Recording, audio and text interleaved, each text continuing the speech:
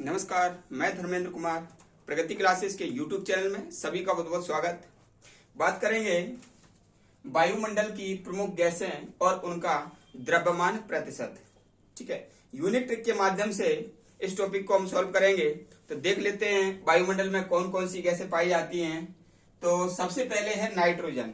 ठीक है, तो नाइट्रोजन जो गैस है वो वायुमंडल में सर्वाधिक यानी कि 78.08% पाई जाती है। ठीक है, 78.08% नाइट्रोजन पाई जाती है। ठीक है, और ऑक्सीजन। ठीक है, और इसको कैसे याद रखेंगे? ठीक है, इसको याद रखने के लिए बता रहा हूं, ये 78 यानी कि शक संबत। शक संबत है तो शक नहीं करना है, नहीं यानी कि ये देखो नहीं। ठीक है, तो नाइट्रोजन शक संबत याद रख लेना। वैसे भी नाइट्रोजन का परमाणु क्रमांक 7 होता है, तो 7 से ही उसका आंसर आ जाएगा। ठीक है, नाइट्रोजन का परमाणु क्रमांक 7 होता है, तो 7 और 8 ये आंसर आ जाएगा। ठीक है, दूसरा है ऑक्सीजन। तो ऑक्सीजन जो प्रतिशत है 20.95% ऑक्सीजन पाई जाती है, जो कि वायुमंडल में दूसरे स्थान पर है। ठीक है, तीसरा है ऑर्गन। तो ऑर्गन पाया जाता है 0.93%। ठीक है, ऑर्गन पाया जाता है 0.93%। ठीक है, फिर है कार्बन डाइऑक्साइड। तो कार्बन डाइऑक्साइड यानी कि CO2।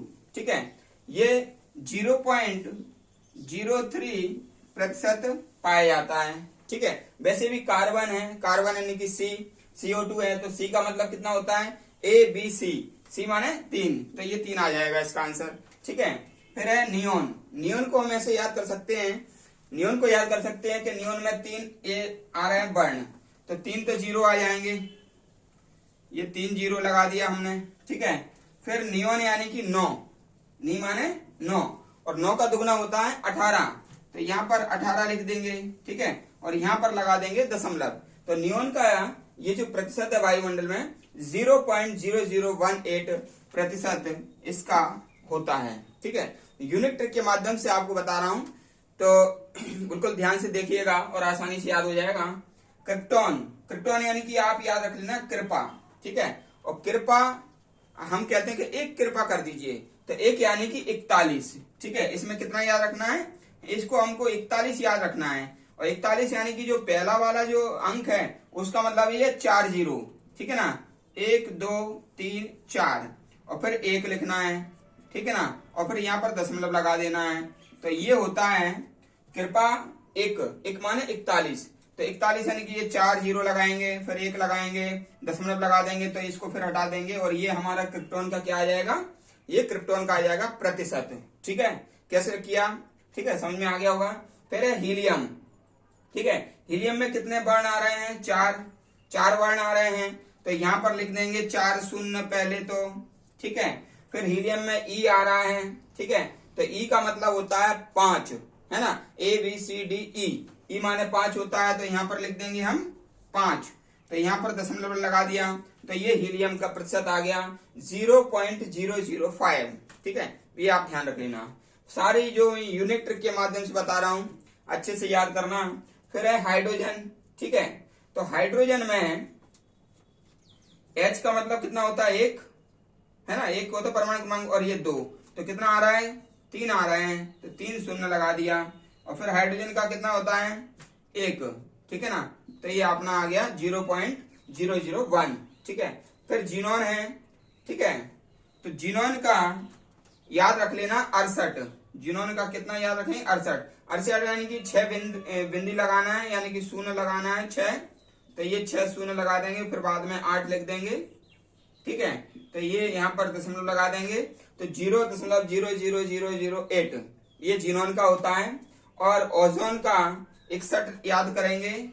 ओजोन का 61 यानी कि पहले 6 0 लगाएंगे, तो 6 0 लगा दिया हमने, और फिर 1 लिख देंगे, यहाँ दशमलव लगा देंगे, तो ये आ जाएगा ओजोन का। ठीक है, तो ये बाद में ये हटा दीजिएगा, इनका तो बस क्लू मैंने बनाया था। ठीक है, तो इस प्रकार से ये वायुमंडल की प्रमुख गैसें और उनका द्रव्यमान प्रतिशत है। यूनिट ट्रिक के माध्यम से मैंने आपको बताया है, बहुत आसानी से याद हो जाएगा। इसका थोड़ा हम वो भी देख लेते हैं उपयोग क्या है। तो उपयोग के अंतर्गत जैसे ये जो नाइट्रोजन है, नाइट्रोजन की कमी से पौधों की पत्तियां क्या हो जाती हैं, पीली पड़ जाती हैं, ठीक है। तो इसलिए नाइट्रोजन जो है ना उपयोगी है, और नाइट्रोजन नाइट्रेट के रूप में पौधा लेता है। और जो नाइट्रोजन है तो वह दलदली स्थानों पर ये कम पाई जाती है, ठीक है। फिर है ऑक्सीजन। ऑक्सीजन तो आप जानते हैं कि भाई प्राणियों के लिए बहुत ज्यादा महत्वपूर्ण है, जंतुओं के लिए। और ऑक्सीजन जो है ना जल के अणु से विकसित होकर के वायुमंडल में आती है जब प्रकाश संश्लेषण पौधे करते हैं उस समय। फिर ऑर्गन है। ऑर्गन जो है ना 0.93 ऑर्गन का प्रयोग किया जाता है उसके पारा के साथ में, ट्यूबलाइट में इसका प्रयोग किया जाता है, ठीक है। और फिर जो कार्बन डाइऑक्साइड है, इसको ग्रीन हाउस गैस भी कहते हैं। ये पृथ्वी पर तापमान सामान्य बनाए रखता है, और इसके अधिकता से क्या होता है, ग्लोबल वार्मिंग हो जाता है, ध्रुवीय बर्फ पिघलने लग जाती है, ठीक है ना। तो जितनी ये लाभदायक है उतनी ये हानिकारक भी है यदि अति हो जाए तो। और इसका प्रयोग हम मान लीजिए कोल्ड ड्रिंक्स में करते हैं, रोटियों में भी CO2 गैस पाई जाती है। रोटी जो फूलती है ना उसमें CO2 गैस होती है, ठीक है। नियोन जो गैस होता है, नियोन का प्रयोग हम संकेतक के रूप में करते हैं। जैसे रिमोट जो टेलीविजन का रिमोट होता है उसका जो लाल बटन होता है उसमें नियोन गैस होती है, रेडियो का। और जो मान लीजिए रेलवे प्लेटफॉर्म पर जो विज्ञापन होते हैं कि फलानी ट्रेन इतने टाइम पर आएगी, वो रेड से जो होता है, रेड से लिखा रहता है विज्ञापन, उसमें नियोन गैस होता है, ठीक है। क्रिप्टॉन और हीलियम, ठीक है। हीलियम मान लीजिए अक्रिय गैस है, और वायुयान के टायरों में ये भरी जाती है, ठीक है ना, और गुब्बारों में भी भरने का काम होता है। हाइड्रोजन को आवारा गैस कहते हैं, ये भी गुब्बारों में भरी जाती है, ठीक है ना। और हीलियम का प्रयोग ऑक्सीजन के साथ में जब वो गोताखोर होता है ना, तो गोताखोर हीलियम और ऑक्सीजन का मिक्सचर अपने सिलेंडर में भरता है, जिससे कि मान लीजिए वो गोताखोर समुद्र में अपना इन्वेंशन कर सकता है, ठीक है। फिर ये जो जिनॉन है, ये गैस है, और ये ओजोन है। ओजोन फोटोग्राफी जो मशीन होती है ना, फोटोग्राफी मशीन में उसका प्रयोग मतलब जो है उसमें से निकलती है ओजोन गैस। ओजोन हमारा क्या होता है, ओजोन की जो परत है पराबैंगनी किरणों का अवशोषण कर लेता है, और पृथ्वी पर जो जीव जंतु हैं उनको कैंसर रोग से बचाता है, ठीक है। तो जानकारी आपको कैसे लगी आप बताइए कमेंट्स करके, और सभी के लिए अपने दोस्तों में ये वीडियो शेयर करें, काफी महत्वपूर्ण है एग्जाम की दृष्टि से। यूनिट ट्रिक के माध्यम से मैं ऐसे ही वीडियो लाता रहूंगा, आप जुड़े रहें, और चैनल को जो व्यक्ति नए हैं वो सब्सक्राइब करें। सभी का बहुत बहुत धन्यवाद।